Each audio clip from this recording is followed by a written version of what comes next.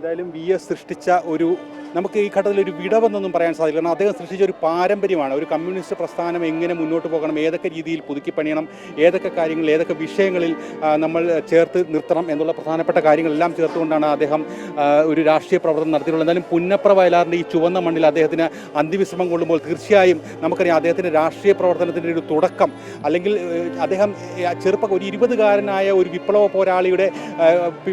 പോരാളിയെ P Krishnapillai കൈപിടിച്ച് ചേർത്ത് നിർത്തിയ ഒരു മണ്ണാണ്. പ്രത്യേകിച്ച് നമ്മൾ വീണ്ടും സൂചിപ്പിക്കുന്ന പോലെ കേരളത്തിൻ്റെ കമ്മ്യൂണിസ്റ്റ് ചരിത്രത്തിൽ ഏറ്റവും വലിയ നിർണായകമായ ഒരു പോരാട്ടമായി എഴുതി ചേർത്തിട്ടുള്ള പുന്നപ്ര വയലാർ സമരത്തിൽ വാരിക്കുന്തങ്ങളുമായി CP-യുടെ ആ ഒരു പോലീസ് അല്ലെങ്കിൽ തോക്കിൻ മുന്നിലേക്ക് സധൈര്യം ചെന്ന് കയറിക്കൊടുക്കാൻ മാത്രം ആളുകളെ അണിനിരത്തി അത്തരത്തിലുള്ള ഒരു വലിയൊരു ജനക്കൂട്ടത്തെയും ജനസഹസ്രത്തെയും സൃഷ്ടിക്കുന്നതിന് കൂട്ടത്തിലൊരു അപ്പോൾ തന്നെ ഒരു നായകനായി VS-നെ പി കൃഷ്ണപിള്ള ഉൾപ്പെടെയുള്ളവർ തിരിച്ചറിഞ്ഞിരുന്നു എന്നുള്ളതാണ്. ആ പോരാട്ടം ഒരിക്കലും അവസാനിക്കുന്നില്ല എന്ന് മാത്രമല്ല 75 വയസ്സിന് ശേഷവും കേരളത്തിന് അനുയോജ്യമായ രീതിയിൽ അദ്ദേഹത്തിന് ഇടപെടലുകൾ നടത്തേണ്ട സാഹചര്യങ്ങളെല്ലാം തന്നെ നിരന്തരമായി പുതുക്കിപ്പണിതുകൊണ്ട് ഓരോ ചെറിയ കുട്ടികളെയും, പ്രത്യേകിച്ച് VS 75 വയസ്സുള്ളപ്പോൾ അദ്ദേഹം ആശയങ്ങൾ സ്വീകരിച്ചിരുന്നത് ചെറുപ്പക്കാരായിട്ടുള്ള 25 വയസ്സിനും 30 വയസ്സിന് ശേഷം 35 വയസ്സിനും ഉള്ള ആളുകളുടെ ആശയങ്ങളായിരുന്നു സ്വീകരിച്ചിരുന്നത്. അങ്ങനെയാണ് കേരളം വീണ്ടും കണ്ണേ കരളേ എന്ന് പറഞ്ഞ VS-നെ നെഞ്ചേറ്റിയതും ഇപ്പോൾ ഈ കാണുന്ന ജനസഞ്ചയം ഒന്നാകെ VS എന്ന ഈ 2 അക്ഷരത്തിലേക്ക് ചുരുങ്ങിയതും.